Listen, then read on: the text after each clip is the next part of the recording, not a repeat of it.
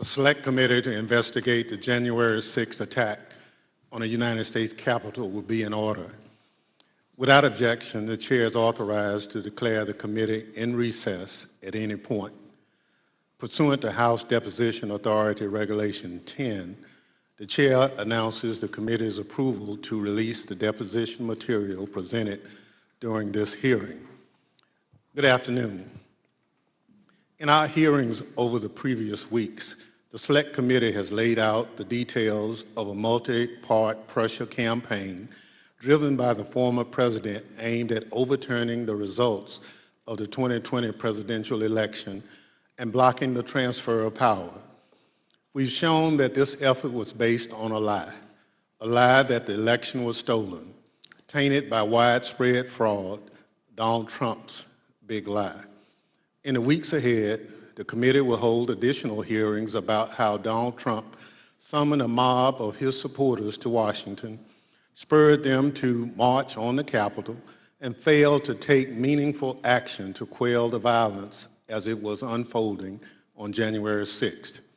However, in recent days, the Select Committee has obtained new information dealing with what was going on in the White House on January 6th and in the days prior. Specific detailed information about what the former president and his top aides were doing and saying in those critical hours. First-hand details of what transpired in the office of the White House Chief of Staff, just steps from the Oval Office as the threats of violence became clear, and indeed, violence ultimately descended on the Capitol in the attack on American democracy. It's important that the American people hear that information immediately. That's why, in consultation with the Vice Chair, I've recalled the committee for today's hearing. As you've seen and heard in our earlier hearings, the Select Committee has developed a massive body of evidence thanks to the many hundreds of witnesses who have voluntarily provided information relevant to our investigation.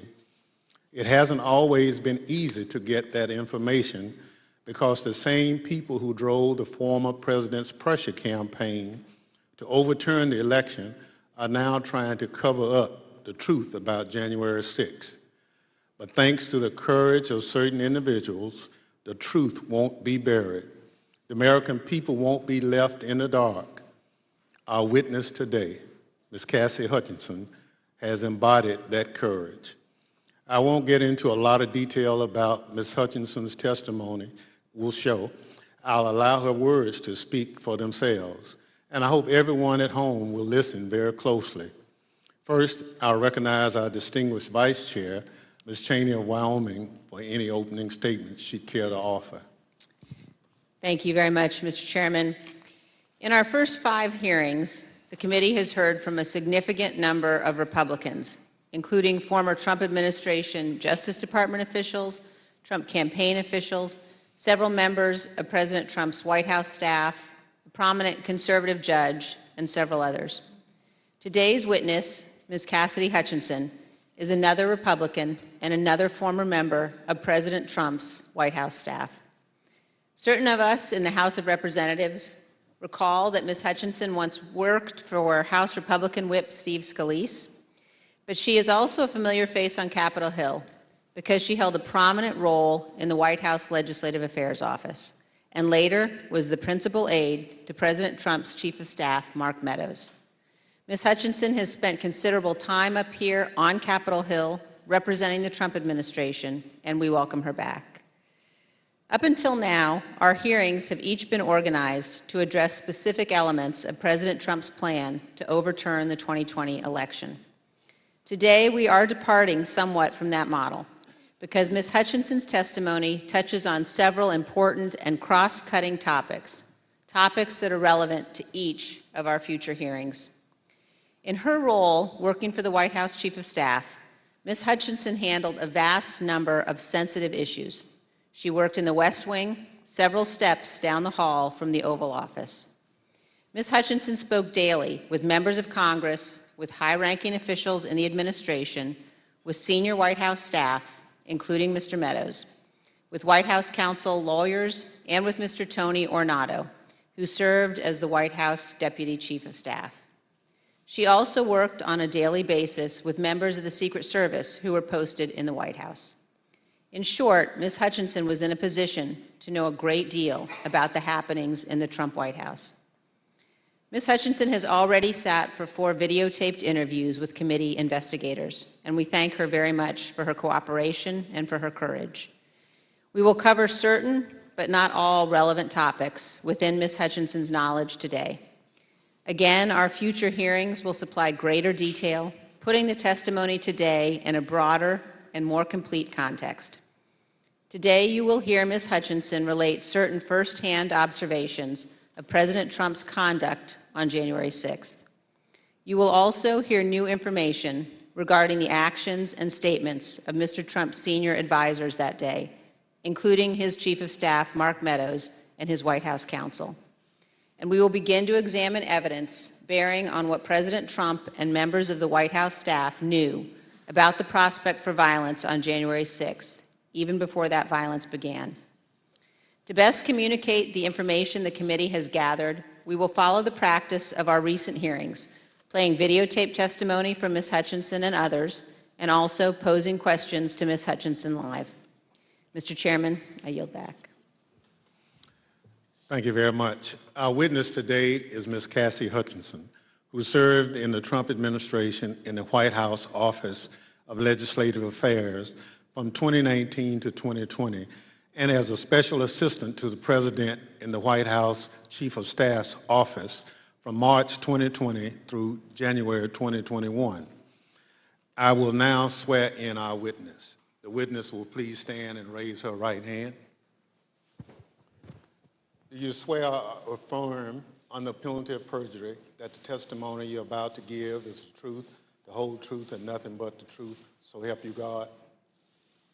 Thank you. You may be seated. Let the record reflect the witness answered in the affirmative. I now recognize myself for questions. Ms. Hutchinson, I'd like to start with a few questions about your background. These are some photographs we've obtained highlighting your career. These show you with members of Congress, including Steve Scalise, as well as the White House with leader Kevin McCarthy and Jim Jordan. Others show you with the President and members of Congress aboard Air Force One. Before you worked in the White House, you worked on Capitol Hill for Representative Steve Scalise, the Republican whip, and Senator Ted Cruz. And then in 2019, you moved to the White House and served there until the end of the Trump administration in 2020. When you started at the White House, you served in the Office of Legislative Affairs.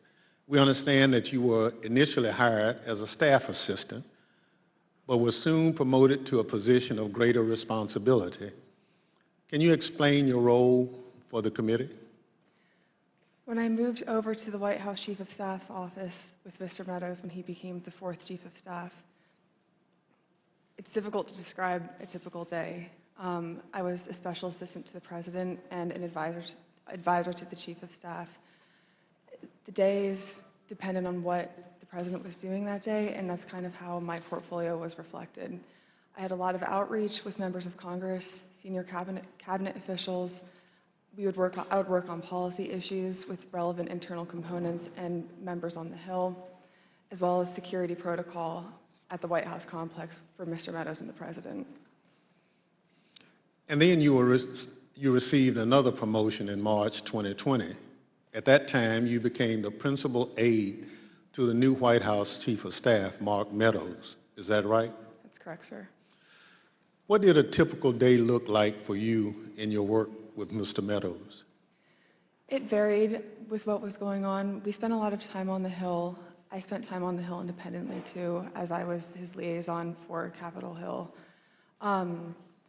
We did a lot of presidential travel engagements, but mostly I was there to serve what the chief of staff needed, and a lot of times what the chief of staff needed was a reflection of what the president's schedule is detailed to do that day. So is it fair to say that you spoke regularly in your position, both with members of Congress and with senior members of the Trump administration? That's correct. That's a fair assessment, sir. And would you say that in your work with Mr. Meadows, you are typically in contact with him and others in the White House throughout the day? That's correct, sir. Mr. Meadows and I were in contact almost pretty much throughout every day, consistently. Although so much of grave importance happens in the West Wing of the White House, it's quite a small building. Above me on the screen, you can see a map of the first floor of the West Wing of the White House. On the right, you can see the President's Oval Office. On the left, the Chief of Staff's office suite. Within the Chief of Staff's office suite is the heart of the West Wing, was your desk, which was between the Vice President's office, Ms. Kirshner's office, and the Oval Office. Ms. Hutchinson, is this an accurate depiction of where you were located? It's accurate. It's a lot smaller than it looks. Absolutely. Ms. Hutchinson, this is a photo that shows the short distance between your office and the President's Oval Office. And it only takes 5 to 10 seconds or so to walk down the hall from your office to the Oval Office. Is that right? That's correct. Thank you. Pursuant to the Section 5C8 of House Resolution 503, the chair recognizes the gentlewoman from Wyoming, Ms. Cheney, for questions. Thank you very much, Mr. Chairman. Mr. Chairman, we will begin today with an exchange that first provided Ms. Hutchinson a tangible sense of the ongoing planning for the events of January 6th.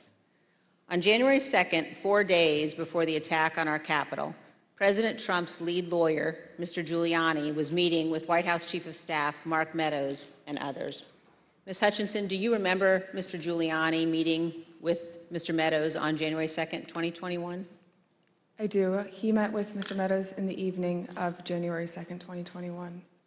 And we understand that you walked Mr. Giuliani out of the White House that night, and he talked to you about January 6th. What do you remember him saying?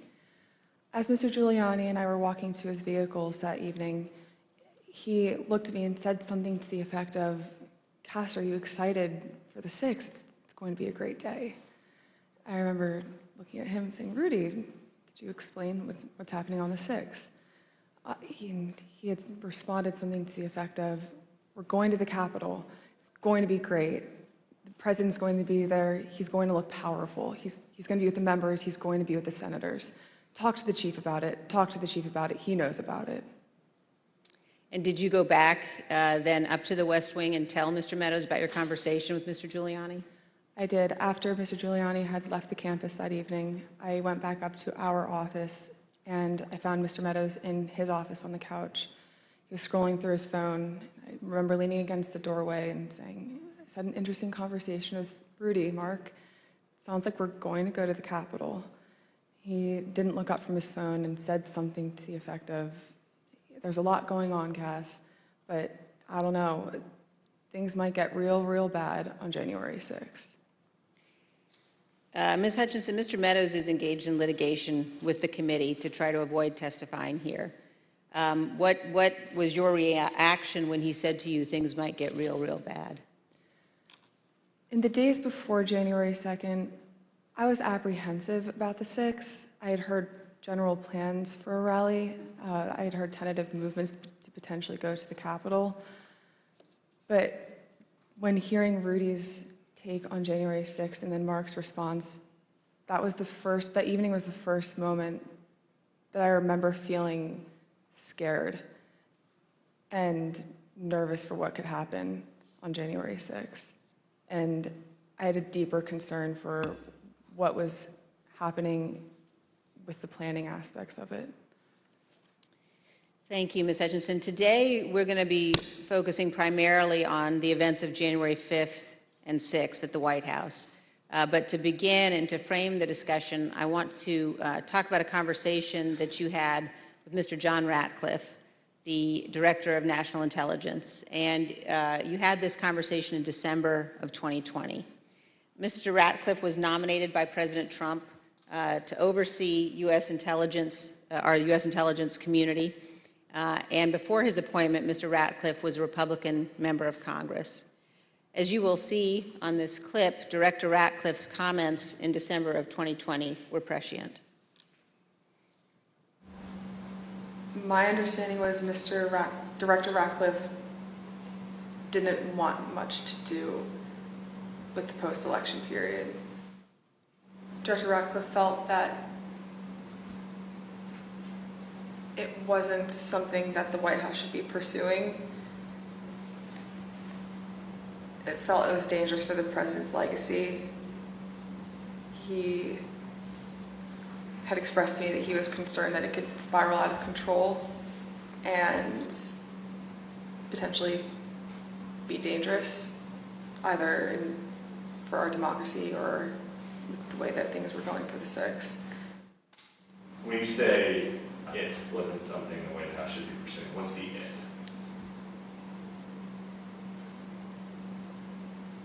Trying to fight the results of the election, finding missing ballots, pressuring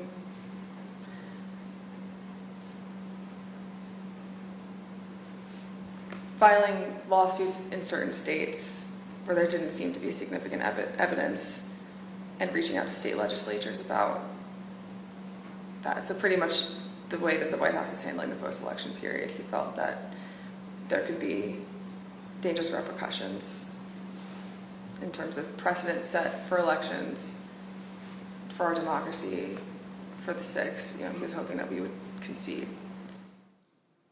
So, Ms. Hutchinson, now we're going to turn to certain information that was available before January 4th and what the Trump administration and the president knew about the potential for violence before January 6th.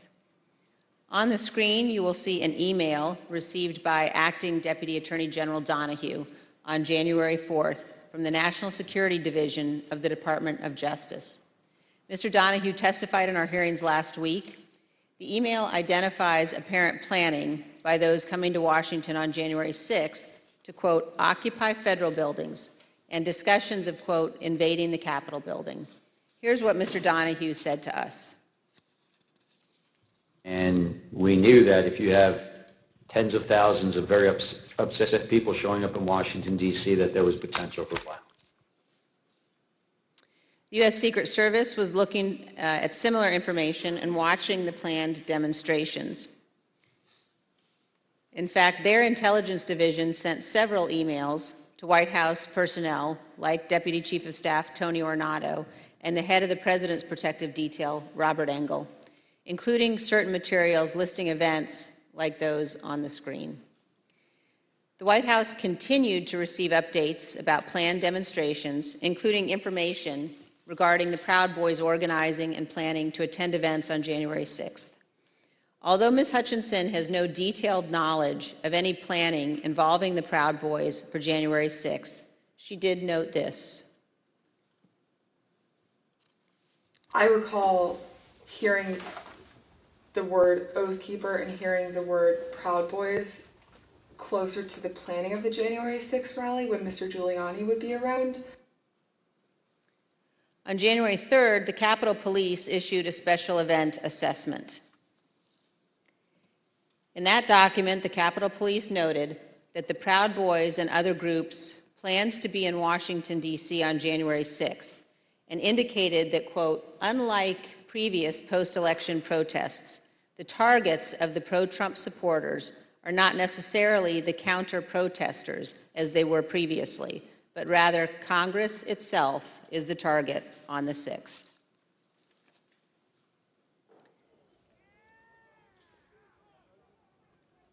Of course, we all know now that the Proud Boys showed up on January 6th, marched from the Washington Monument to the Capitol that day, and led the riotous mob to invade and occupy our Capitol. Ms. Hutchinson, I want to play you a clip of one of our meetings when you described a call on January 4th that you received from National Security Advisor Robert O'Brien on the same topic, potential violence on January 6th. I received a call from Robert O'Brien, the National Security Advisor. He had asked if he could speak with Mr. Meadows about potential words of violence that he was hearing that were potentially going to happen on the Hill on January 6th. I had asked if he had connected with Tony Ornato because Tony Ornato had a conversation with Mark about that topic. Robert had said, I'll talk to Tony, and then I don't know if Robert ever connected with Mark about the issue. Ms. Hutchinson, can you describe for us Mr. Ornato's responsibilities as Deputy Chief of Staff? The Deputy Chief of Staff position at the White House for operations is arguably one of the most important positions that somebody can hold. They're in charge of all security protocol for the campus and all presidential protectees, primarily the president and the first family, but anything that requires security for any individual that has presidential protection, so the Chief of Staff or the National Security Advisor, as well as the Vice President's team too.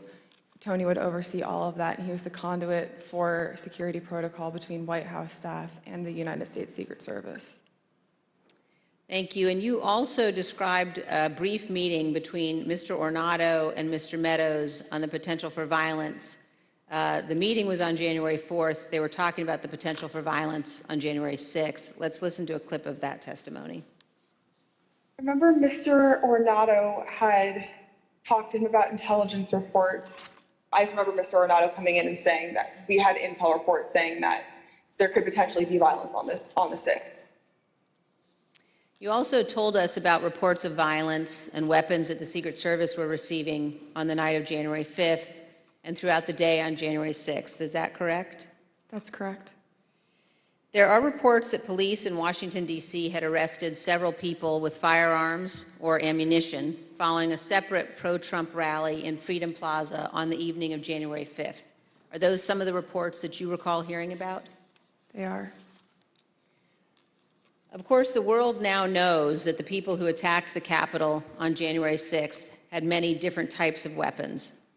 When a president speaks, the Secret Service typically requires those attending to pass through metal detectors, known as magnetometers, or MAGs for short.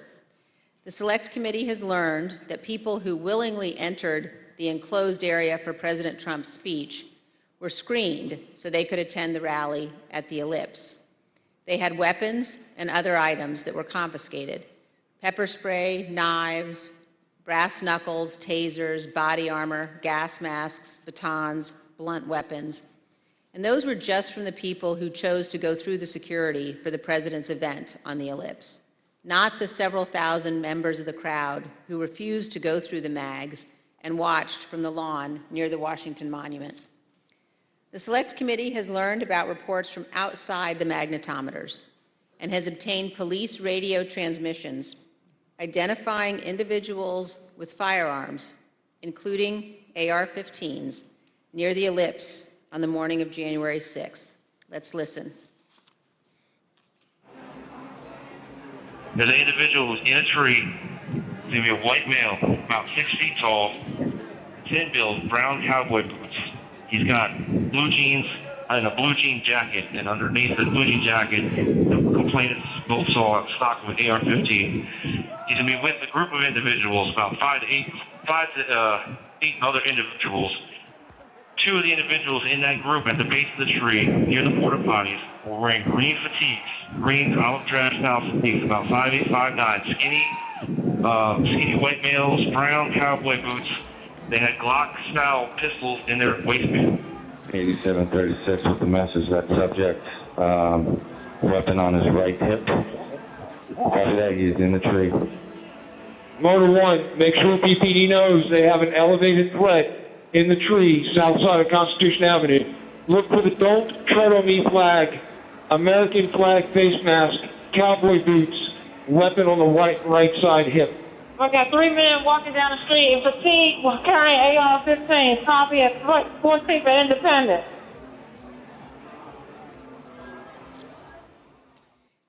AR-15s at 14th and Independence. As you saw in those emails, the first report that we showed, we now know was sent in the 8 o'clock hour on January 6th. This talked about people in the crowd wearing ballistic helmets and body armor, carrying radio equipment and military-grade backpacks. The second report we showed you on the screen was sent by the Secret Service in the 11 a.m. hour, and it addressed reports of a man with a rifle near the ellipse. Ms. Hutchinson, in prior testimony, you described for us a meeting in the White House around 10 a.m. in the morning of January 6th, involving Chief of Staff Meadows and Tony Ornato. Were you in that meeting? I was. Let's listen to your testimony about that meeting, and then we'll have some questions. I think the last time we talked, you mentioned that some of the weapons that people had at the rally included flagpoles, oversized sticks or flagpoles, bear spray. Is there anything else that you recall hearing about that the people who would gather on the ellipse had? I recall Tony and I having a conversation with Mark probably around 10 a.m., 10:15 a.m., where I remember Tony mentioning knives, guns in the form of pistols and rifles, bear spray, body armor, spears, and flagpoles. Spears were one item, flagpoles were one item, and then Tony had relayed to me something to the effect of, and these effing people are fastening spears onto the ends of flagpoles. Ms. Hutchinson, here's a clip of your testimony regarding Mr. Meadows' response to learning that the rally attendees were armed that day. What was Mark's reaction, Mr. Meadows' reaction to this list of weapons that people had in the crowd? When Tony and I went in to talk to Mark that morning, Mark was sitting on his couch and on his phone, which was something typical. And I remember Tony just got right into it. I was like, sorry, I just want to let you know, and had informed him, like, this is how many people we have outside the mags right now. These are the weapons that we're known to have. It's possible he listed more weapons off that I just don't recall. And gave him a brief but and concise explanation, but also fairly thorough. And I remember distinctly Mark not looking up from his phone.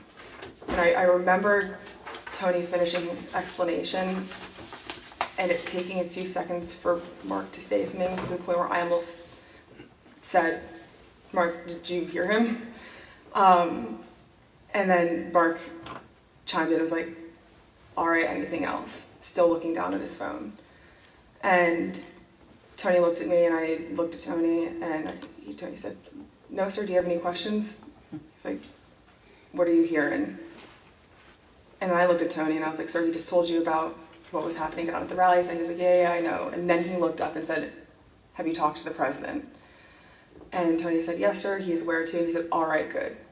He asked Tony if Tony had informed the president. Yes. And Tony said, yes, he had. So, Ms. Hutchinson, is it your understanding that Mr. Ornato told the president about weapons at the rally on the morning of January 6th? That's what Mr. Ornato relayed to me. And here's how you characterize Mr. Meadows' general response when people raised concerns about what could happen on January 6th. So at the time, in the days leading up to the 6th, there were lots of public reports about how things might go bad on the 6th, and even the potential for violence. If I'm hearing you correctly, what stands out to you is that Mr. Meadows did not share those concerns, or at least did not act on those concerns? Did not act on those concerns would be accurate. But other people raised them to him? Like in this exchange, you mentioned that Mr. Ornato pulled him aside. That's correct. Ms. Hutchinson, we're going to show now an exchange of texts between you and Deputy Chief of Staff Ornato. And these text messages were exchanged while you were at the ellipse. In one text, you write, but the crowd looks good from this vantage point as long as we get the shot. He was effing furious. And the text messages also stress that President Trump kept mentioning the OTR, an off-the-record movement. We're going to come back and ask you about that in a minute. But could you tell us, first of all, who it is in the text who was furious? The he in that text that I was referring to was the president. And why was he furious, Ms. Hutchinson? He was furious because he wanted the arena that we had on the ellipse to be maxed out at capacity for all attendees. The advance team had relayed to him that the mags were free-flowing. Everybody who wanted to come in had already come in, but he still was angry about the extra space and wanted more people to come in. And did you go to the rally in the presidential motorcade? I was there, yes, in the motorcade. And were you backstage with the president and other members of his staff and family? I was. And you told us, Ms. Hutchinson, about particular comments that you heard while you were in the tent area. When we were in the offstage announce area tent behind the stage, he was very concerned about the shot, meaning the photograph that we would get, because the rally space wasn't full. One of the reasons, which I've previously stated, was because he wanted it to be full and for people to not feel excluded because they'd come far to watch him at the rally. And he felt the mags were at fault for not letting everybody in. But another leading reason, and likely the primary reason, is because he wanted it full and he was angry that we weren't letting people through the mags with weapons, what the Secret Service deems as weapons and our weapons. But when we were in the offstage announce tent, I was part of a conversation. I was in the vicinity of a conversation where I overheard the president say something to the effect of, you know, I don't effing care that they have weapons. They're not here to hurt me. Take the effing mags away. Let my people in. They can march to the Capitol from here. Let the people in. Take the effing mags away. Just to be clear, Ms. Hutchinson, is it your understanding that the president wanted to take the mags away and said that the armed individuals were not there to hurt him? That's a fair assessment. The issue wasn't with the amount of space available in the official rally area only, but instead that people did not want to have to go through the mags. Let's listen to a portion of what you told us about that. In this particular instance, it wasn't the capacity of our space, it was the mags and the people that didn't want to come through. And that's what Tony had been trying to relay to him that morning. You know, it's not the issues that we encountered on the campaign. We have enough space, or they don't want to come in right now. They have weapons that they don't want confiscated by the Secret Service, and they're fine on the mall. They can see you on the mall, and they want to march straight to the Capitol from the mall. The president apparently wanted all attendees inside the official rally space and repeatedly said, quote, "They're not here to hurt me." And just to be clear, so he was told again in that conversation, or was he told again in that conversation, that people couldn't come through the mags because they had weapons? Correct. And that people, and his response was to say they can march to the Capitol from the ellipse. Something to the effect of, take the effing mags away. They're not here to hurt me. Let them in. Let my people in. They can march to the Capitol after the rally's over. They can march from the ellipse. Take the effing mags away. Then they can march to the Capitol. Ms. Hutchinson, what we saw when those clips were playing were photos provided by the National Archives showing the president in the offstage tent before his speech on the ellipse. You were in some of those photos as well. And I just want to confirm that that is when you heard the president say the people with weapons weren't there to hurt him, and that he wanted the Secret Service to remove the magnetometers.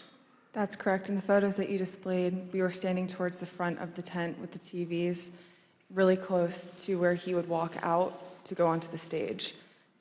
These conversations happened 2 to 3 minutes before he took the stage that morning. Let's reflect on that for a moment. President Trump was aware that a number of the individuals in the crowd had weapons and were wearing body armor. And here's what President Trump instructed the crowd to do. We're going to walk down, and I'll be there with you. We're going to walk down. We're going to walk down anyone you want, but I think right here we're going to walk down to the Capitol. And the crowd, as we know, did proceed to the Capitol. It soon became apparent to the Secret Service, including the Secret Service teams in the crowd, along with White House staff, that security at the Capitol would not be sufficient. I'd had 2 or 3 phone conversations with Mr. Ornato when we were at the Ellipse, and then I had 4 men on Mr. Meadows' detail with me in between those individuals and then a few other bodies on the ground, just the Secret Service doing advance. They were getting notifications through their radios, and Mr. Ornato in one phone conversation had called me and said, make sure the chief knows that they're getting close to the Capitol. It's they're having trouble stacking bodies. And Ms. Hutchinson, when you said they were having trouble stacking bodies, did you mean that law enforcement at the Capitol needed more people to defend the Capitol from the rioters? It was becoming clear to us and to the Secret Service that Capitol Police officers were getting overrun at the security barricades outside of the Capitol building, and they were short people to defend the building against the rioters. And you mentioned that Mr. Ornato was conveying this to you because he wanted you to tell Mr. Meadows. So did you tell Mr. Meadows that people were getting closer to the Capitol and that Capitol Police was having difficulty? After I had the conversation with Mr. Meadows, after I had the conversation with Mr. Ornato, I went to have the discussion with Mr. Meadows. He was in a secure vehicle at the time making a call. So when I had gone over to the car, I went to open the door to let him know, and he had immediately shut it. I don't know who he was speaking with. It wasn't something that he regularly did, especially when I would go over to give him information. So I was a bit taken aback, but I didn't think much of it, and thinking that I would be able to have the conversation with him a few moments later. And were you able to have that conversation a few moments later? Probably about 20 to 25 minutes later. There was another period in between where he shut the door again, and then when he finally got out of the vehicle, we had the conversation. But at that point, there was a backlog of information that he should have been made aware of. And so you opened the door to the control car, and Mr. Meadows pulled it shut? That's correct. And he did that 2 times? That's correct. And when you finally were able to give Mr. Meadows the information about the violence at the Capitol, what was his reaction?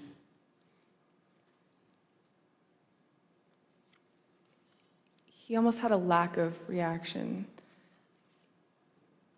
I remember him saying, all right, something to the effect of, how much longer does the president have left in his speech? Again, much of this information about the potential for violence was known or learned before the onset of the violence, early enough for President Trump to take steps to prevent it. He could, for example, have urged the crowd at the Ellipse not to march to the Capitol. He could have condemned the violence immediately once it began, or he could have taken multiple other steps. But as we will see today and in later hearings, President Trump had something else in mind. One other question at this point, Ms. Hutchinson, were you aware of concerns that White House counsel Pat Cipollone or Eric Hirschman had about the language President Trump used in his Ellipse speech? There were many discussions the morning of the 6th about the rhetoric of the speech that day. In my conversations with Mr. Hirschman, he had relayed that we would be foolish to include language that had been included at the president's request, which had lines along to the effect of, fight for Trump, we're going to march to the Capitol, I'll be there with you, fight for me, fight for what we're doing, fight for the movement. Things about the vice president at the time, too. Both Mr. Hirschman and White House counsel's office were urging the speechwriters to not include that language for legal concerns and also for the optics of what it could portray the president wanting to do that day. And we just heard the president say that he would be with his supporters as they marched to the Capitol. Even though he did not end up going, he certainly wanted to. Some have questioned whether President Trump genuinely planned to come here to the Capitol on January 6th. In his book, Meadows falsely wrote that after President Trump gave his speech on January 6th, he told Mr. Meadows that he was, quote, speaking metaphorically about the walk to the Capitol. As you will see, Donald Trump was not speaking metaphorically. As we heard earlier, Rudy Giuliani told Ms. Hutchinson that Mr. Trump planned to travel to the Capitol on January 6th. I want to pause for just a moment to ask you, Ms. Hutchinson, to explain some of the terminology you will hear today. We've heard you use two different terms to describe plans for the president's movement to the Capitol or anywhere else. One of those is a scheduled movement, and another one is OTR. Could you describe for us what each of those mean? A scheduled presidential movement is on his official schedule. It's notified to the press and to a wide range of staff that will be traveling with him. It's known to the public, known to the Secret Service, and they're able to coordinate the movement days in advance. An off-the-record movement is confined to the knowledge of a very, very small group of advisors and staff. Typically, a very small group of staff would travel with him, mostly that are just included in the national security package. You can pull an off-the-record movement together in less than an hour. It's a way to kind of circumvent having to release it to the press, if that's the goal of it, or to not have to have as many security parameters put in place ahead of time to make the movement happen. Thank you. And let's turn back now to the president's plans to travel to the Capitol on January 6th. We know that White House counsel Pat Cipollone was concerned about the legal implications of such a trip, and he agreed with the Secret Service that it shouldn't happen. Ms. Hutchinson, did you have any conversations with Pat Cipollone about his concerns about the president going to the Capitol on January 6th? On January 3rd, Mr. Cipollone had approached me, knowing that Mark had raised the prospect of going up to the Capitol on January 6th. Mr. Cipollone and I had a brief private conversation where he said to me, we need to make sure that this doesn't happen. This would be legally a terrible idea for us. We have serious legal concerns if we go up to the Capitol that day. And he then urged me to continue relaying that to Mr. Meadows, because it's my understanding that Mr. Cipollone thought that Mr. Meadows was indeed pushing this along with the president. And we understand, Ms. Hutchinson, that you also spoke to Mr. Cipollone on the morning of the 6th as you were about to go to the rally on the Ellipse. And Mr. Cipollone said something to you like, make sure the movement to the Capitol does not happen. Is that correct? That's correct. I saw Mr. Cipollone right before I walked out onto West Exec that morning, and Mr. Cipollone said something to the effect of, please make sure we don't go up to the Capitol, Cassidy. Keep in touch with me. We're going to get charged with every crime imaginable if we make that movement happen. And do you remember which crimes Mr. Cipollone was concerned with? In the days leading up to the 6th, we had conversations about potentially obstructing justice or defrauding the electoral count. Let's hear about some of those concerns that you mentioned earlier in one of your interviews with us. Having a private conversation with Pat late in the afternoon of the 3rd or the 4th, that Pat was concerned it would look like we were obstructing justice or obstructing the electoral college count. And I apologize for probably not being very firm with my legal terms here, but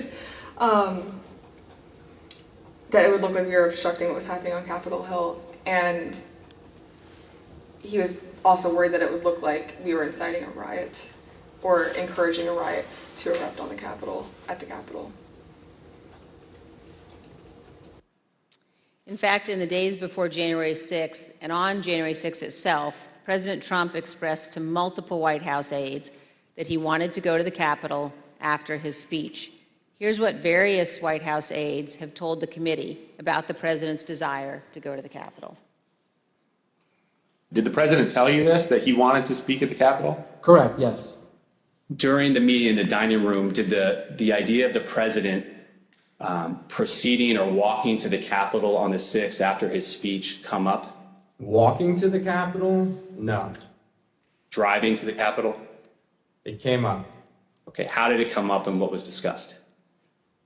He brought it up. He said, I want to go down to the Capitol. What about him marching to the Capitol on the 6th?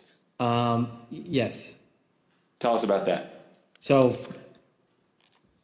it's kind of a general thing. I mean, to get into the specifics of it, I was aware of a desire of the president to potentially march to the or accompany the rally attendees to the Capitol. When did you first hear about this idea of the president accompanying rally attendees to the Capitol on the 6th? Well, this was at the 6th. This was during the after he finished his remarks. When the president said that he would be going to the Capitol during his speech on the ellipse, the Secret Service scrambled to find a way for him to go. We know this from witnesses and the Secret Service, also from messages among staff on the President's National Security Council. The NSC staff were monitoring the situation in real time, and you can see how the situation evolved in the following chat log that the committee has obtained. As you can see, NSC staff believed that Mogul, the president, was, quote, going to the Capitol, and, quote, they are finding the best route now. From these chats, we also know the staff learned of the attack on the Capitol in real time. When President Trump left the ellipse stage at 1:10, the staff knew that rioters had invaded the inaugural stage and Capitol Police were calling for all available officers to respond. When Republican leader Kevin McCarthy heard the president say he was going to the Capitol, he called you, Ms. Hutchinson. Isn't that right? That's correct. And in this text message, you told Tony Ornato, quote, McCarthy just called me too. And do you guys think you're coming to my office? Tell us about the call that day with Leader McCarthy during the president's speech on the ellipse. I was still in the tent behind the stage, and when you're behind the stage, you can't really hear what's going on in front of you. So when Mr. McCarthy called me with this information, I answered the call and he sounded rushed, but also frustrated and angry at me. And I was confused because I didn't know what the president had just said. He then explained, the president just said he's marching to the Capitol. You told me this whole week you aren't coming up here. Why would you lie to me? I said, I'm not lying. I wasn't lying to you, sir. We're not going to the Capitol. And he said, well, he just said it on stage, Cassidy. Figure it out. Don't come up here. I said, I'll run the traps on this and I'll shoot you a text. I can assure you we're not coming up to the Capitol. We've already made that decision. He pressed a little bit more, believing me, but I think frustrated that the president had said that. And we ended the phone conversation after that. I called Mr. Ornato to reconfirm that we weren't going to the Capitol, and which was also in our text messages. I sent Mr. McCarthy another text telling him the affirmative that we were not going up to the Capitol, and he didn't respond after that. And we understand, Ms. Hutchinson, that the plans for the president to come up to the Capitol had included discussions at some point about what the president would do when he came up to the Capitol on January 6th. Let's look at a clip of one of your interviews discussing that issue with the committee. When you were talking about a scheduled movement, did anyone say what the president wanted to do when he got here? No. Not that I can specifically remember. I remember hearing a few different ideas discussed between Mark and Scott Perry, Mark and Rudy Giuliani. I don't know which conversations were elevated to the president. I don't know what he personally wanted to do when he went up to the Capitol that day. You know, I know that there were discussions about him having another speech outside of the Capitol before going in. I know that there was a conversation about him going into the House chamber at one point. As we've all just heard, in the days leading up to January 6th, on the day of the speech, both before and during and after the rally speech, President Trump was pushing his staff to arrange for him to come up here to the Capitol during the electoral vote count. Let's turn now to what happened in the president's vehicle when the Secret Service told him he would not be going to the Capitol after his speech. First, here is the president's motorcade leaving the ellipse after his speech on January 6th.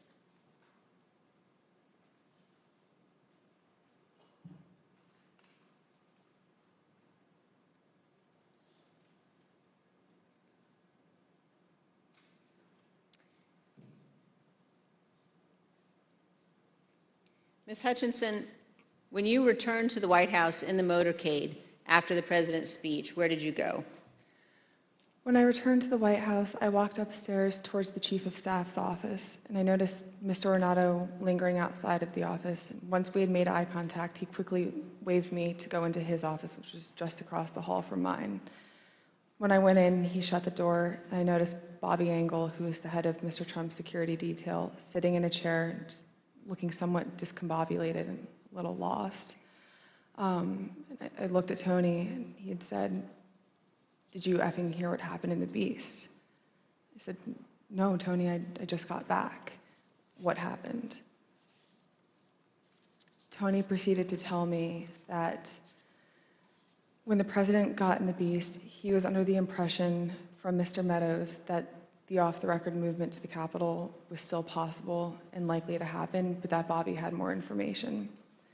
So once the president had gotten into the vehicle with Bobby, he thought that they were going up to the Capitol, and when Bobby had relayed to him, "We're not, we don't have the assets to do it, it's not secure, we're going back to the West Wing," the president had a very angry response to that.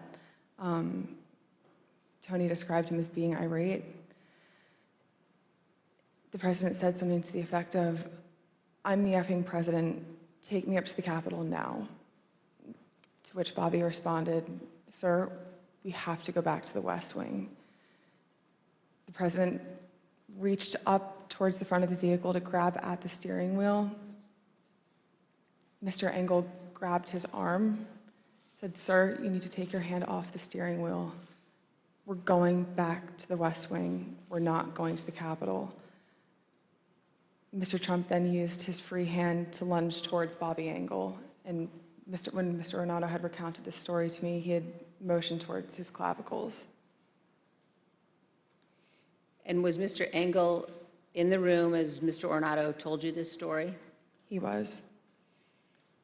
Did Mr. Engel correct or disagree with any part of this story from Mr. Ornato?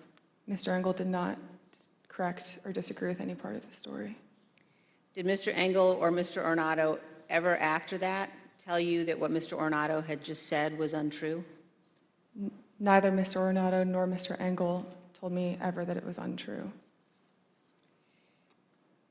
And despite this altercation, this physical altercation, during the ride back to the White House, President Trump still demanded to go to the Capitol. Here's what Kayleigh McEnany, the White House press secretary at the time, wrote in her personal notes and told the committee about President Trump's desire to go to the Capitol after returning to the White House. When you wrote, POTUS wanted to walk to the Capitol, was that based solely on what the president said during his speech or anything that he or anybody else said afterwards? So to the best of my recollection, I believe when we got back to the White House, he said he wanted to physically walk with the marchers, and according to my notes, he then said he'd be fine with just riding the Beast. But to the best of my recollection, he wanted to be a part of the march in some fashion. Okay, and just for the record, the beast refers to the presidential limousine? Yes. President Trump did not go to the Capitol that day. We understand that he blamed Mark Meadows for that. So prior to leaving the rally site, when he got off the stage and everybody was making the movement back to the motorcade, I had overheard Mr. Meadows say to him then, as I had prior to Mr. Trump taking the stage that morning, that he was still working on getting an off-the-record movement to the Capitol. So when Mr. Trump took the stage, he was under the impression via Mr. Meadows that it was still possible. So when he got off the stage, I had relayed to Mr. Meadows that I had another conversation with Tony. The movement was still not possible. Mr. Meadows said, okay. And then as they proceeded to go to the motorcade, and Mr. Meadows had reiterated, we're going to work on it, sir. Talk to Bobby. Bobby has more information. Mark got into his vehicle, to my understanding. Trump got into the Beast. And after we had all arrived back at the White House, later in the day, it had been relayed to me via Mark that the president wasn't happy that Bobby didn't pull it off for him and that Mark didn't work hard enough to get the movement on the books.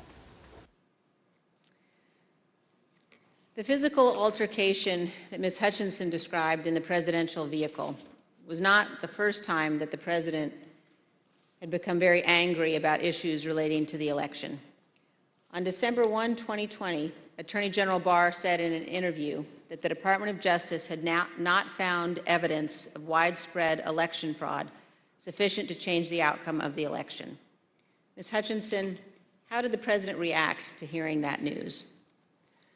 Around the time that I understand the AP article went live, I remember hearing noise coming from down the hallway, so I poked my head out of the office, and I saw the valet walking towards our office.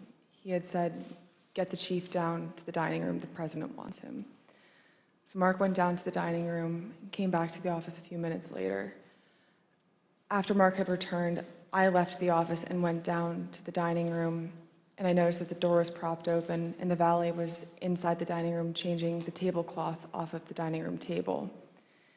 He motioned for me to come in and then pointed towards the front of the room near the fireplace mantle and the TV, where I first noticed there was ketchup dripping down the wall and there's a shattered porcelain plate on the floor. The valet had articulated that the president was extremely angry at the Attorney General's AP interview and had thrown his lunch against the wall, which was causing them to have to clean up. So I grabbed a towel and started wiping the ketchup off of the wall to help the valet out. And he said something to the effect of, he's really ticked off about this. I would stay clear of him for right now. He's really, really ticked off about this right now. And Ms. Hutchinson, was this the only instance that you are aware of where the president threw dishes? It's not. And are there other instances in the dining room that you recall where he expressed his anger? There were several times throughout my tenure with the Chief of Staff that I was aware of him either throwing dishes or flipping the tablecloth to let all the contents of the table go onto the floor and likely break or go everywhere. And Ms. Hutchinson, Attorney General Barr described to the committee the president's angry reaction when he finally met with President Trump. Let's listen. And I said, look, I know that you're dissatisfied with me, and I'm glad to offer my resignation. And he pounded the table very hard. Everyone sort of jumped, and he said, accept it. Mr. Chairman, I reserve. Gentlewoman reserves. The chair requests those in the hearing room to remain seated until the Capitol Police have escorted our witness from the room. Pursuant to the order of the committee of today, the chair declares the committee in recess for a period of approximately 10 minutes.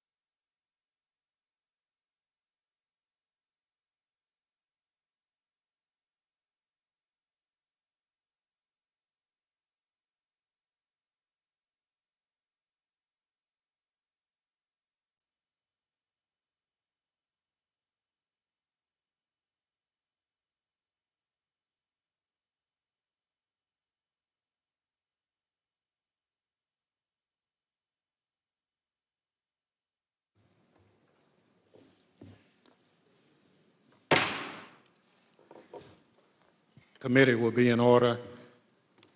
Chair recognizes the gentlewoman from Wyoming, Vice Chair Cheney. Thank you, Mr. Chairman.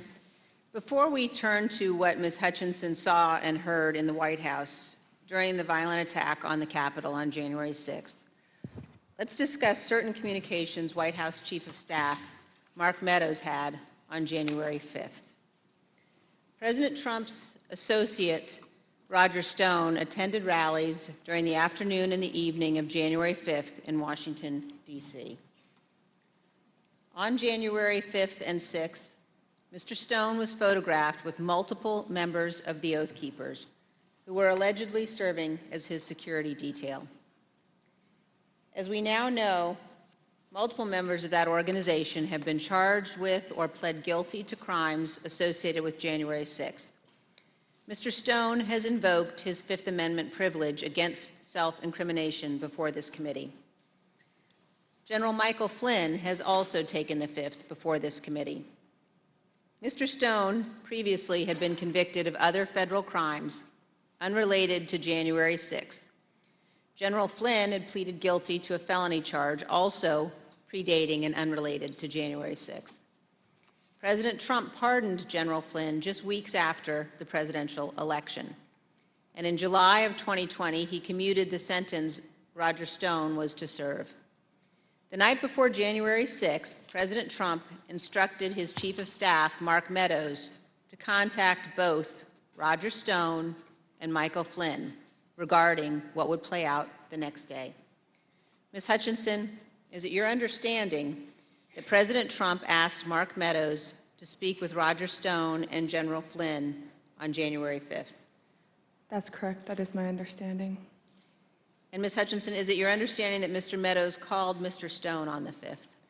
I'm under the impression that Mr. Meadows did complete both a call to Mr. Stone and General Flynn the evening of the 5th. And do you know what they talked about that evening, Ms. Hutchinson? I'm not sure. Is it your understanding that Mr. Giuliani, Mr. Eastman, and others had set up what has been called, quote, a war room at the Willard Hotel on the night of the 5th? I was aware of that the night of the 5th. And do you know if Mr. Meadows ever intended to go to the Willard Hotel on the night of the 5th? Mr. Meadows had a conversation with me where he wanted me to work with Secret Service on a movement from the White House to the Willard Hotel so he could attend the meeting or meetings with Mr. Giuliani and his associates in the war room.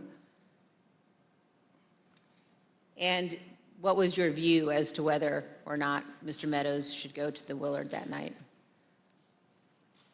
I had made it clear to Mr. Meadows that I didn't believe it was a smart idea for him to go to the Willard Hotel that night. I wasn't sure everything that was going on at the Willard Hotel, although I knew enough about what Mr. Giuliani and his associates were pushing during this period. I didn't think that it was something appropriate for the White House Chief of Staff to attend or to consider involvement in. I made that clear to Mr. Meadows. Throughout the afternoon, he mentioned a few more times going up to the Willard Hotel that evening, and then eventually dropped the subject the night of the 5th and said that he would dial in instead. So General Flynn has appeared before this committee, and when he appeared before our committee, he took the 5th. Let's briefly view a clip of General Mike Flynn taking the Fifth Amendment. General Flynn, do you believe the violence on January 6th was justified? Do we have? Yes.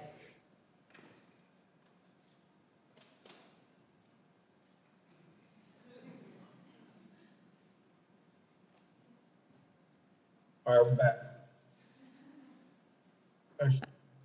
Congressman Cheney, could you repeat the question, please? Yes. General Flynn, do you believe the violence on January 6th was justified? Is that, can I get a clarification? Is that a moral question or are you asking a legal question? I'm asking both.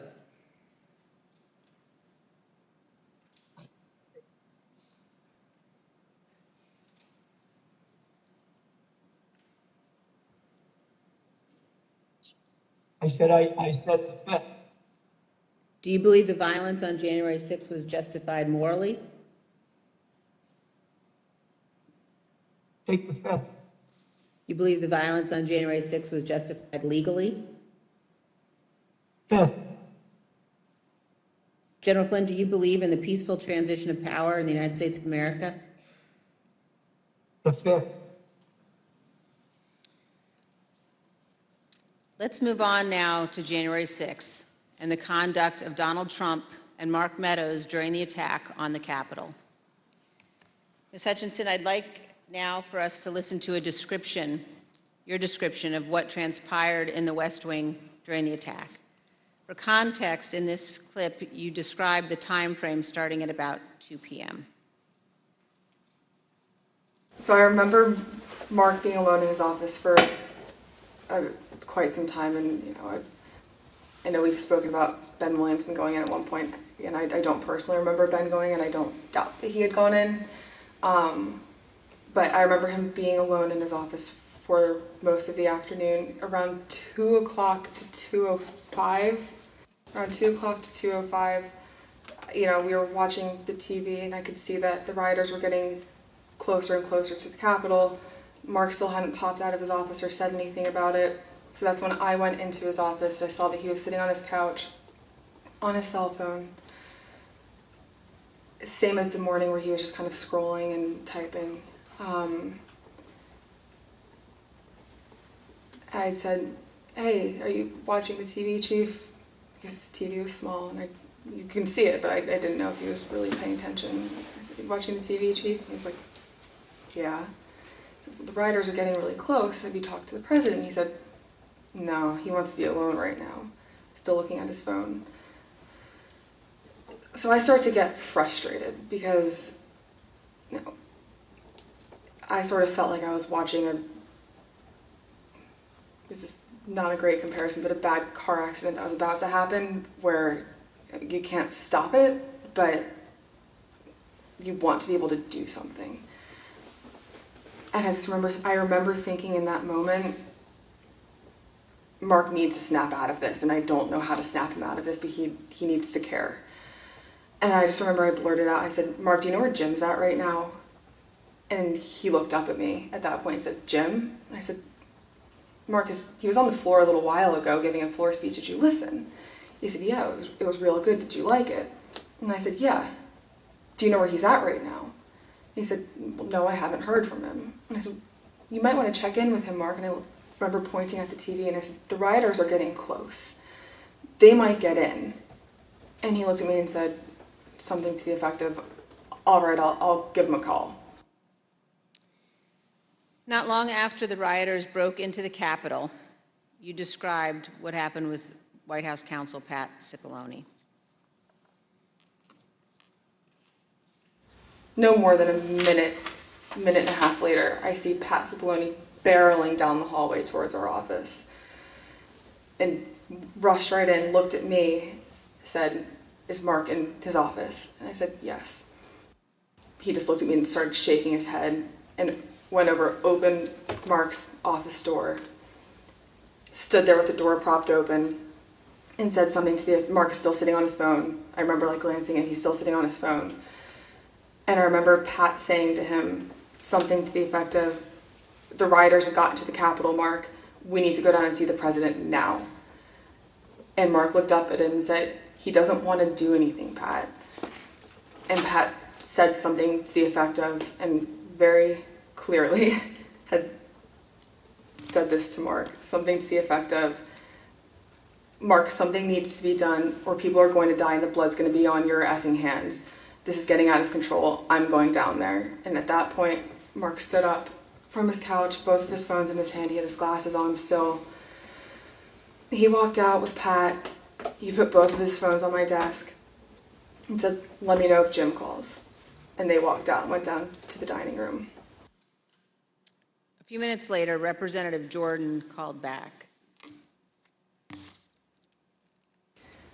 A couple minutes later, so likely around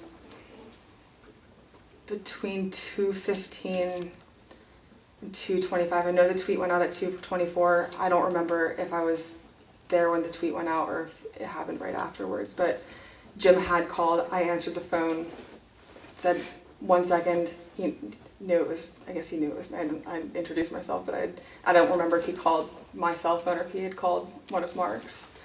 But I answered the phone and said, 1 sec, Mark's on the hall, I'm going to go hand the phone to him. He said, okay. So I went down, I asked the valet if Mark was in the dining room. The valet said yes. I opened the door to the dining room, briefly stepped in to get Mark's attention, showed him the phone, like flipped the phone his way so he could see it said Jim Jordan. He had stepped to where I was standing there holding the door open, took the phone talking to Jim with the door still propped open. So I took a few steps back. So I probably was 2 feet from Mark. He was standing in the doorway going to the Oval Office dining room. They had a brief conversation, and in the crossfires, I heard briefly like what they were talking about, but in the background, I had heard conversations in the Oval dining room at that point talking about the hang Mike Pence chants. That clip ended, Ms. Hutchinson, with you recalling that you heard the President, Mr. Meadows, and the White House counsel discussing the hang Mike Pence chants. And then you described for us what happened next. It wasn't until Mark hung up the phone, handed it back to me. I went back to my desk. A couple minutes later, him and Pat came back, possibly Eric Hirschman too. I'm pretty sure Eric Hirschman was there. But I'm confident it was Pat that was there. I remember Pat saying something to the effect of, Mark, we need to do something more. They're literally calling for the vice president to be effing hung. And Mark had responded something to the effect of, you heard him, Pat. He thinks Mike deserves it. He doesn't think they're doing anything wrong. To which Pat said something, this is effing crazy. We need to be doing something more. Briefly stepped into Mark's office. And when Mark had said something to the effect of, he doesn't think they're doing anything wrong, knowing what I had heard briefly in the dining room, coupled with Pat discussing the hang Mike Pence chants in the lobby of our office, and then Mark's response, I understood there to be the rioters in the Capitol that were chanting for the vice president to be hung.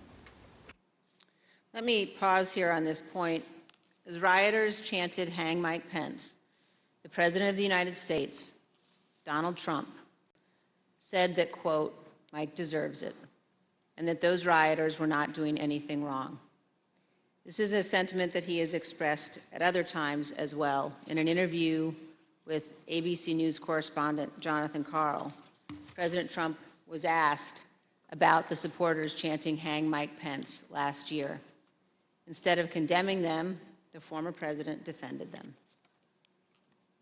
Hang Mike because Pence. It's common sense, John. It's common sense that you're supposed to protect. How can you, if you know a vote is fraudulent, right?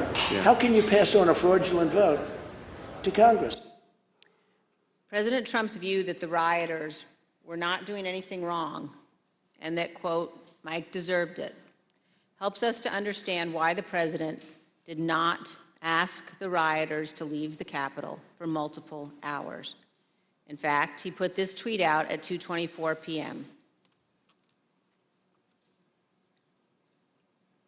Ms. Hutchinson, do you recall seeing this tweet in which the president said the vice president did not have the courage to do what needed to be done? I do. And Ms. Hutchinson, what was your reaction when you saw this tweet? As a staffer that worked to always represent the administration to the best of my ability and to showcase the good things that he had done for the country, I remember feeling frustrated, disappointed, and really, it felt personal. I was really sad. As an American, I was disgusted.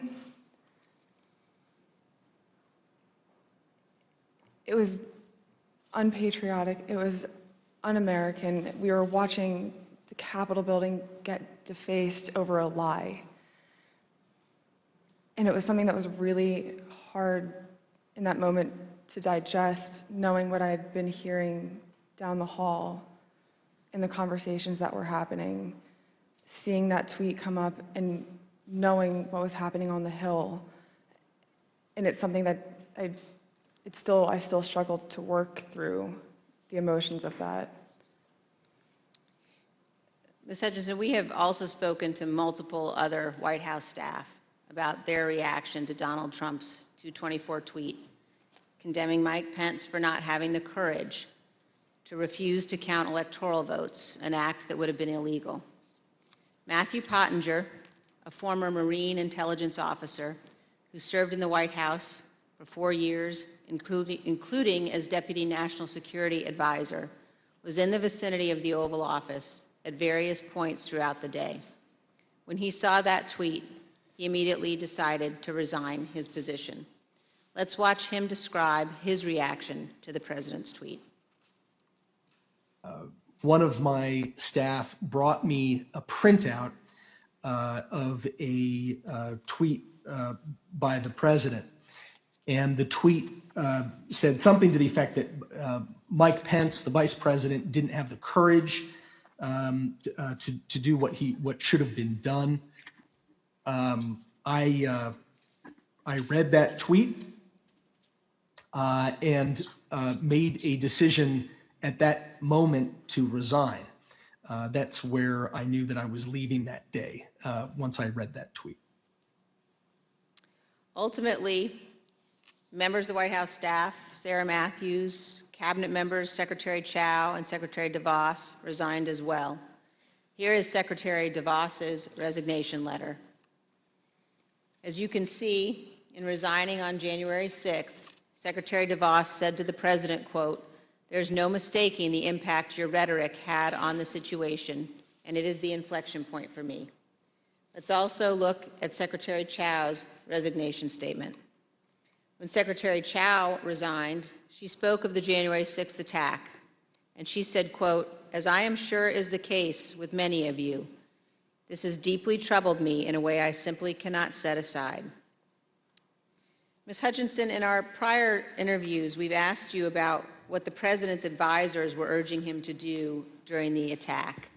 You've described roughly 3 different camps of thought inside the White House that day. Can you tell us about those? There was a group of individuals that were strongly urging him to take immediate and swift action. I would classify the White House counsel's office, Mr. Hirschman, Ms. Ivanka Trump in that category of really working to get him to take action and pleading with him to take action. There was a more neutral group where advisors were trying to toe the line, knowing that Mr. Trump didn't necessarily want to take immediate action and condemn the riots, but knowing something needed to be done. And then there was the last group, which was deflect and blame. Let's blame Antifa. These aren't our people. It's my understanding that Mr. Meadows was in the deflect and blame category, but he did end up taking a more neutral route, knowing that there were several advisors in the president's circle urging him to take more action, which I think was reflected in the rhetoric released later that day in the videos. You told us that the White House counsel's office was in the camp encouraging the president to tell the rioters to stop the attack and to leave the Capitol. Let's listen. White House counsel's office wanted there to be a strong statement out to condemn the rioters. I'm confident in that. Now let's look at just one example of what some senior advisors to the president were urging. Ms. Hutchinson, could you look at the exhibit that we're showing on the screen now? Have you seen this note before? That's a note that I wrote at the direction of the Chief of Staff on January 6th, likely around 3 o'clock. And it's written on a Chief of Staff note card, but that's your handwriting, Ms. Hutchinson? That's my handwriting. And why did you write this note? The Chief of Staff was in a meeting with Eric Hirschman and potentially Mr. Philbin, and they had rushed out of the office fairly quickly. Mark had handed me the note card with one of his pens and started dictating a statement for the president to potentially put out. And, no, I'm sorry, go ahead. That's okay. There were two phrases on there, one illegal and then one without proper authority. The illegal phrase was the one that Mr. Meadows had dictated to me. Mr. Hirschman had chimed in and said, also put without legal authority. There should have been a slash between the two phrases. It was an or if the president had opted to put one of those statements out. Evidently he didn't. Later that afternoon, Mark came back from the Oval Dining Room and put the palm card on my desk with illegally crossed out, but said we didn't need to take further action on that statement. So, to your knowledge, this statement was never issued? It was, to my knowledge, it was never issued. And Ms. Hutchinson, did you understand that Ivanka Trump wanted her father to send people home? That's my understanding, yes. Let's play a clip of you addressing that issue. I remember her saying at various points, you know, she wanted her dad to send them home. She wanted her dad to tell them to go home peacefully, and she wanted to include language that he necessarily wasn't on board with at the time. You will hear more about this at our later hearings, but we have evidence of many others imploring Donald Trump and Mark Meadows to take action. Here is some of that evidence, text messages sent to Mark Meadows during the attack. This is a text message at 2:32 from Laura Ingram. Hey, Mark, the president needs to tell people in the Capitol to go home.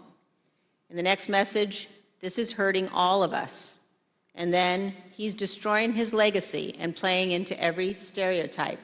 We lose all credibility against the BLM Antifa crowd if things go south. The president's son, Don Jr., also urgently contacted Mark Meadows. At 2:53, he wrote, he's got to condemn this shit ASAP. The Capitol Police tweet is not enough. As you will see, these are just two of the numerous examples of Trump supporters and allies urging the president to tell his supporters to leave the Capitol. It would not have been hard for the president to simply walk down to the briefing room a few feet down the hall from the Oval Office. As Norah O'Donnell noted during an interview with House Republican leader Kevin McCarthy, where Leader McCarthy said he believed the attack was un-American. I want to quickly bring in Kevin McCarthy, the House Minority Leader. Leader McCarthy, do you condemn this violence? I completely condemn the violence in the Capitol. What we're currently watching unfold is un-American. I'm disappointed. I'm sad. This is not what our country should look like. This is not who we are. This is not the First Amendment. This has to stop, and this has to stop now. Leader McCarthy, the President of the United States has a briefing room steps from the Oval Office. The cameras are hot 24/7, as you know. Why hasn't he walked down and said that now? I conveyed to the president what I think is best to do, and I'm hopeful the president will do it. Republican House member Mike Gallagher also implored the president to call off the attack. Mr. President, you have got to stop this. You are the only person who can call this off. Call it off. The election is over. Call it off. This is bigger than you. It's bigger than any member of Congress. It is about the United States of America, which is more important than any politician. Call it off. It's over. Despite the fact that many people close to Donald Trump were urging him to send people home, he did not do so until later, much later. At 4:17 p.m., Donald Trump finally told the rioters to go home and that he loved them. Here's a portion of the video President Trump recorded from the White House. We have to have peace. So go home. We love you. You're very special. You've seen what happens. You see the way others are treated that are so bad and so evil. I know how you feel. But go home and go home in peace. But as we will show in even greater detail in future hearings, Donald Trump was reluctant to put this message out, and he still could not bring himself to condemn the attack. Ms. Hutchinson has told us that too. The one that he put out at 4:17. I'm sure you've discussed it, and just to elaborate if I hadn't already at that point, I recall him being reluctant to film the video on the 6th. I was not involved in any of the logistics or the planning for that video. I just remember seeing the video go out and feeling a little shocked after it went out. On the evening of January 6th and the day after, the president's family and his senior staff and others tried to encourage the president to condemn the violence and commit to the peaceful transition of power. At 3:31 p.m. on January 6th, Sean Hannity of Fox News texted Mark Meadows. Mr. Hannity said, quote, "Can he make a statement? I saw the tweet. Ask people to leave the Capitol." Later that evening, Mr. Hannity sent another text message to Mark Meadows. This time, he shared a link to a tweet. That tweet reported that President Trump's cabinet secretaries were considering invoking the 25th Amendment to remove President Trump from office. As you can see on the screen, the 25th Amendment to the Constitution creates a process for the transition of power if a president is unfit or unable to serve. The 25th Amendment has never been used to remove a president. But the committee has learned that after the attack on the U.S. Capitol, this was being discussed by members of President Trump's cabinet as a way of stripping the full power of the presidency from Donald Trump. President Trump's supporters were worried. In addition to the tweet that he sent Mark Meadows after the attack, Sean Hannity apparently spoke with President Trump and warned him about what could happen. We understand that this text message that Sean Hannity sent to Kayleigh McEnany on January 7th shows what Mr. Hannity said to the president. First, no more stolen election talk. Second, impeachment and 25th Amendment are real. Many people will quit. Ms. Hutchinson, you told us that you were hearing about discussions related to the 25th Amendment. Here's part of what you said. Mr. Pompeo reached out to have the conversation with Mr. Meadows in case he hadn't heard the discussions amongst cabinet secretaries. And from what I understand, it was more of a, this is what I'm hearing. I want you to be aware of it, but I also think it's worth putting on your radar because you are the chief of staff. You're technically the boss of all the cabinet secretaries. And, you know, if conversations progress, you should be ready to take action on this. Like, I'm concerned for you and your positioning with this. You know, reach out to me if you have any questions or like I can be helpful with you at all. Inside the White House, the president's advisors, including members of his family, wanted him to deliver a speech to the country. Deputy White House counsel Pat Philbin prepared the first draft of what would be the president's remarks on national healing, delivered via pre-taped video on January 7th. When he arrived at the White House on the 7th, Mr. Philbin believed that more needed to be said, so he sat down and started writing. He shared the draft with Pat Cipollone, who also believed the president needed to say more. Mr. Cipollone agreed with the content, as did Eric Hirschman, who reviewed the draft. The committee has learned that the president did not agree with the substance as drafted and resisted giving a speech at all. Ms. Hutchinson, do you recall discussions about the president's speech on January 7th? I do. Let's listen, Ms. Hutchinson, to what you told us about that and about the process of crafting those remarks.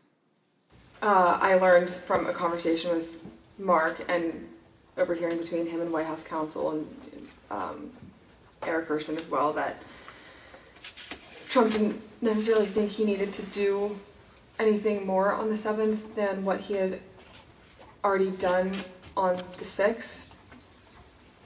When he was convinced to put out a video on the 7th, I understand that he had a lot of opinions about what the context of that announcement were to entail. I had original drafts of the speech where there were several lines that didn't make it in there about prosecuting the rioters or calling them violent. He didn't want that in there. He wanted to put in there that he wanted to potentially pardon them. And this is just with the increased emphasis of his mindset at the time, which was he didn't think that they did anything wrong. The people who did something wrong that day, or the person who did something wrong that day, was Mike Pence by not standing with him. But the president's advisors urged him to give the speech. Who convinced him to do the video on the 7th? I'm not sure who convinced him or if it was a group of people that convinced him. Who was in the group that you're aware of? That I'm aware of: Mark, Ivanka, Jared Kushner, Eric Hirschman, Pat Zabloni, Pat Philbin. Those are the people that I'm aware of. Do you know why that group of people thought it was necessary for him to release a statement? I believe Kayleigh McEnany as well. From what I understood at the time, and from what the reports were coming in, there's a large concern of the 25th Amendment potentially being invoked, and there were concerns about what would happen in the Senate if the 25th was invoked. So the primary reason that I had heard, other than, we did not do enough on the 6th, we need to get a stronger message out there and condemn this, otherwise this will be your legacy. The secondary reason to that was, think about what might happen in the final 15 days of your presidency if we don't do this. There's already talks about invoking the 25th Amendment. You need this as cover. The president ultimately delivered the remarks. Unlike many of his other speeches, he did not ad-lib much. He recited them without significant alteration, except one. Even then, on January 7th, 2021, the day after the attack on the U.S. Capitol, the president still could not bring himself to say, quote, "But this election is now over." One other point about the speech, Ms. Hutchinson. Did you hear that Mr. Trump at one point wanted to add language about pardoning those who took part in the January 6th riot? I did hear that, and I understand that Mr. Meadows was encouraging that language as well. Thank you, and here's what you told us previously about that. You said he was instructed not to include it. Who was instructing him not to include language about the pardon in that January 7th? I understood from White House counsel's office coming into our office that morning that they didn't think that it was a good idea to include that in the speech. That being Pat Zabloni? That's correct. And Eric Hirschman. Ms. Hutchinson, did Rudy Giuliani ever suggest that he was interested in receiving a presidential pardon related to January 6th? He did. Ms. Hutchinson, did White House Chief of Staff Mark Meadows ever indicate that he was interested in receiving a presidential pardon related to January 6th? Mr. Meadows did seek that pardon. Yes, ma'am. Thank you, Ms. Hutchinson. Mr. Chairman, I yield back. I want to thank our witness for joining us today. The members of the Select Committee may have additional questions for today's witness, and we ask that you respond expeditiously in writing to those questions. Without objections, members will be permitted 10 business days to submit statements for the record, including opening remarks and additional questions for the witness. Without objection, the chair recognizes the vice chair for a closing statement. Thank you very much, Mr. Chairman. I want to begin by thanking Ms. Hutchinson for her testimony today. We are all in her debt. Our nation is preserved by those who abide by their oaths to our Constitution. Our nation is preserved by those who know the fundamental difference between right and wrong. And I want all Americans to know that what Ms. Hutchinson has done today is not easy. The easy course is to hide from the spotlight, to refuse to come forward, to attempt to downplay or deny what happened. That brings me to a different topic. While our committee has seen many witnesses, including many Republicans, testify fully and forthrightly, this has not been true of every witness. And we have received evidence of one particular practice that raises significant concern. Our committee commonly asks witnesses connected to Mr. Trump's administration or campaign whether they've been contacted by any of their former colleagues or anyone else who attempted to influence or impact their testimony. Without identifying any of the individuals involved, let me show you a couple of samples of answers we received to this question. First, here's how one witness described phone calls from people interested in that witness's testimony. Quote, "What they said to me is as long as I continue to be a team player, they know I'm on the right team. I'm doing the right thing. I'm protecting who I need to protect. You know I'll continue to stay in good graces in Trump world. And they have reminded me a couple of times that Trump does read transcripts, and just keep that in mind as I proceed through my interviews with the committee." Here's another sample in a different context. This is a call received by one of our witnesses. Quote, "A person let me know you have your deposition tomorrow. He wants me to let you know he's thinking about you. He knows you're loyal and you're going to do the right thing when you go in for your deposition." I think most Americans know that attempting to influence witnesses to testify untruthfully presents very serious concerns. We will be discussing these issues as a committee, carefully considering our next steps. Mr. Chairman, thank you. I yield back. Gentlewoman yields back. Ms. Hutchinson, thank you. Thank you for doing your patriotic duty and helping the American people get a complete understanding of January 6th and its causes. Thank you for your courage in testifying here today. You have the gratitude of this committee and your country.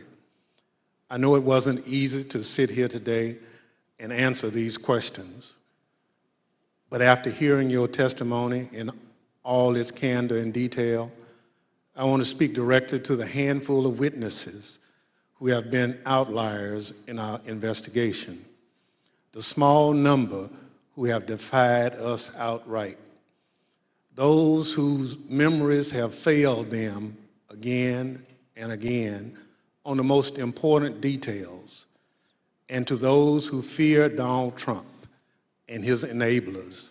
Because of this courageous woman and others like her, your attempt to hide the truth from the American people will fail. And to that group of witnesses, if you've heard this testimony today and suddenly you remember things you couldn't previously recall, or there are some details you'd like to clarify, or you discovered some courage you had hidden away somewhere, our doors remain open. The Select Committee will reconvene in the weeks ahead as we continue to lay out our findings to the American people. The chair requests those in the hearing room to remain seated until the Capitol Police have escorted the witness and members from the room. Without objection, the committee stands adjourned.